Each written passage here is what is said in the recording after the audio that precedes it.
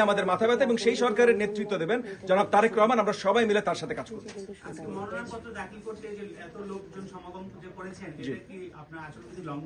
কোনো মিছিল হয়নি, কোনো স্লোগান হয়নি, আচরণবিধিতে যা যা দেয়া আছে সবকিছু মেনে আমরা কাজ করেছি এবং যে লোকজন হয়েছে তারা এলাকাবাসী চলে এসেছেন, তাদেরকে তো এখন এলাকাবাসীকে তো আমি তাদের ফ্রিডম অফ মুভমেন্ট তো আমি খর্ব করতে পারি না। থ্যাংক ইউ ভাইয়া।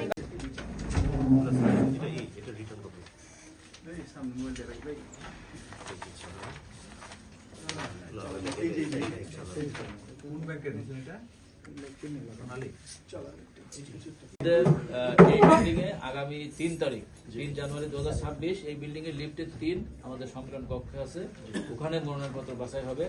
বাছাইয়ের সময় প্রার্থী, তার প্রস্তাবক, সমর্থক এবং প্রার্থী কর্তৃক যদি কোনো আইন।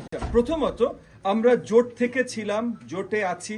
বিএনপির নেতা কর্মীরা একদম শুরু থেকে স্বতঃস্ফূর্তভাবে আমাদেরকে সহযোগিতা করছিল, আমাদের সাথে কাজ করছিল। আর এখন স্ট্র্যাটেজিক মানে কৌশলগত কারণে, কারণ নির্বাচনের অনেক বিষয় আশা আছে, সেগুলো নিয়ে এখন লম্বা আলোচনা আপনাদের সাথে প্রয়োজন আছে বলে আমি মনে করি না।